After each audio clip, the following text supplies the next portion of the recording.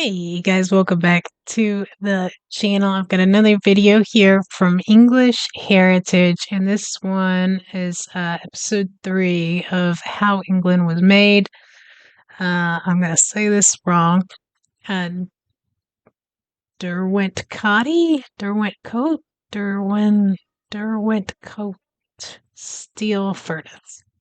I'm sure he'll say it in the video, and we will find out. I will link it in the description along with links to Patreon, how you can support the channel. Let's go ahead and jump into it.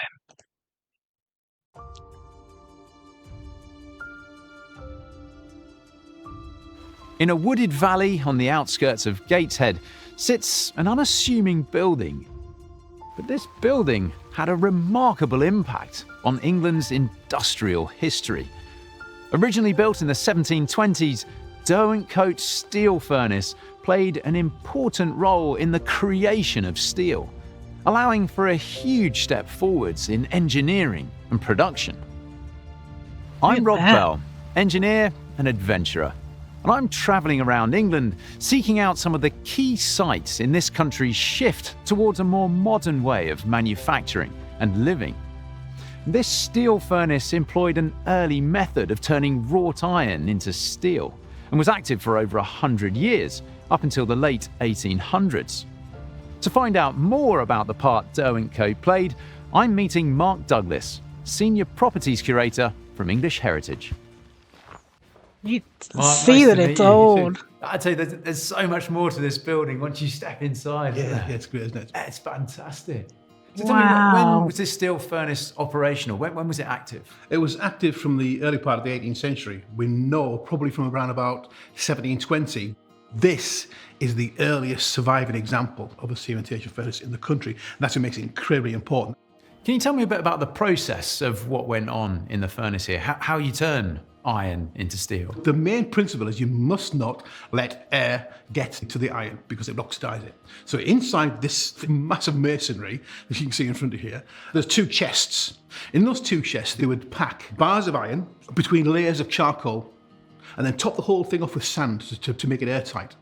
And light a fire. There's flues going around the outside onto a dome ceiling and flues going underneath these two stone chests, and basically heat them up to about 1,100 degrees and keep it at that temperature for between 7 and 10 days. Then allow the whole to slowly cool down, probably another 2 weeks. During that process, the iron inside there will absorb the carbon out of the surrounding charcoal, and that would then create what we call blister steel.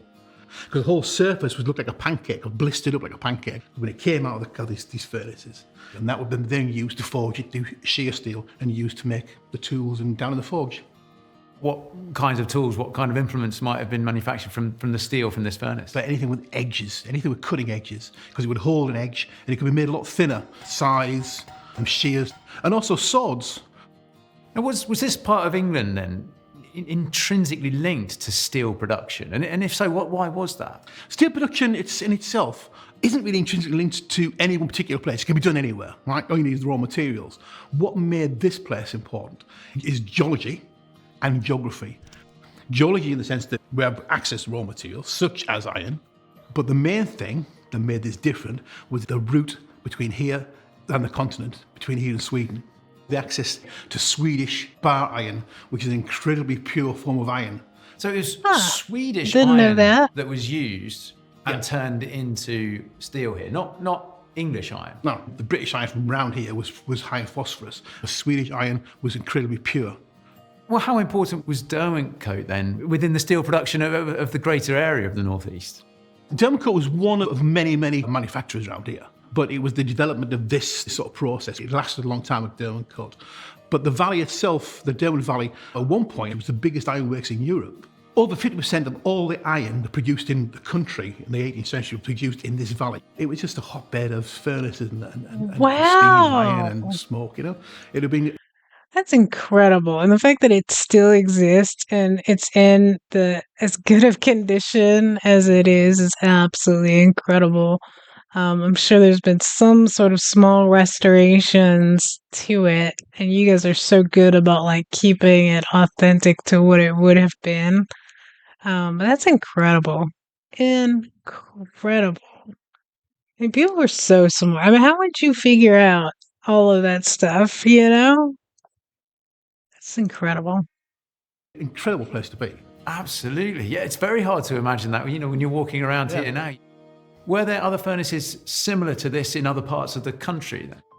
Sheffield is the main protagonist. That somebody, probably a disgruntled employee, snuck off down to Sheffield and took the ideas. It wasn't the process itself, it was the technical bits in between that made the difference. Yeah. The people move to where the opportunities lay. It's an evolutionary process in a way. The process of producing steel by this method had been practiced for hundreds of years, but not on this scale. How big an employer was this steel furnace? I mean, who was working here? To run this would take you, and that'd be it. So it's a one-man job, or probably a two-man job. Wow. And that was it then? The whole process from start to finish would be a vast employer. Making chains, making anchors. Here, they were making billets of steel. They're not taking this and finishing stuff off. Yes. They're producing a product then given to somebody else. It was the bigger plants where they're doing everything. They took it from raw materials to finished product. And it was this hive of activity. But of course, unfortunately, by 1890, this place is gone, finished. The furnace had gone out, quite literally. The next evolution of the whole place was a road was driven through the whole forge to furnish a drift mine, coal mine. That's all gone. Now we've got a valley. When did English Heritage take guardianship of the Derwentcote Steel Furnace, and what condition was it in at the time? It was taken to guardianship in 1985, and it was in pretty poor condition. But it was also the rest of the landscape. There's also a scheduled ancient monuments. It's been afforded a level of protection by the state as well. And so what about the work that's required here at Derwentcote in order to preserve this for future generations to come and enjoy and to learn about our industrial past? It's not sort of building that's going to fade away quite quickly. It's a huge, substantial piece of masonry. The main thing you've got to do with these sort of buildings is keep the water out. Keep it dry, and it'll last forever. Well, I hope so, because it's a really exciting part of our history, and it's great to come and learn more about it from you today, Mark. Thank you so much indeed. My pleasure. That is incredible. That one single person could run that and it was successful as it was. What did he say that they were doing? Like 80% of the country's steel right there. That is amazing. Amazing.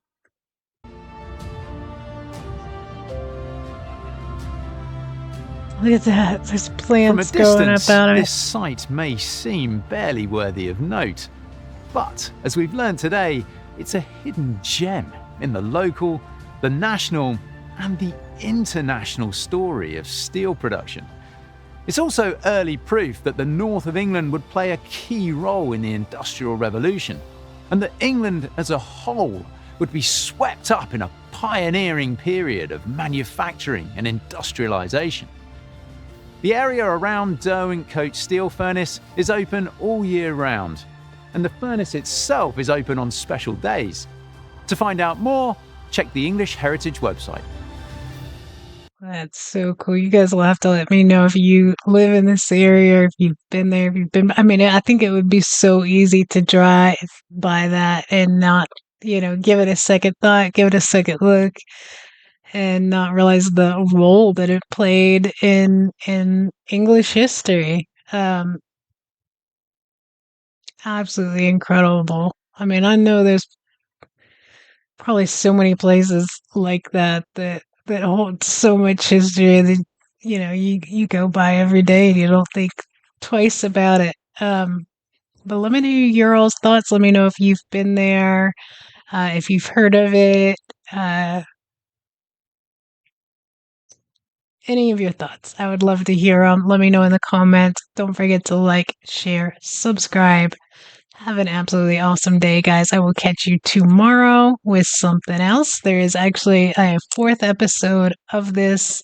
So I am going to take a look at that. I don't know if we'll do it tomorrow, but maybe the next day. Coming soon in the next few days. See you guys later.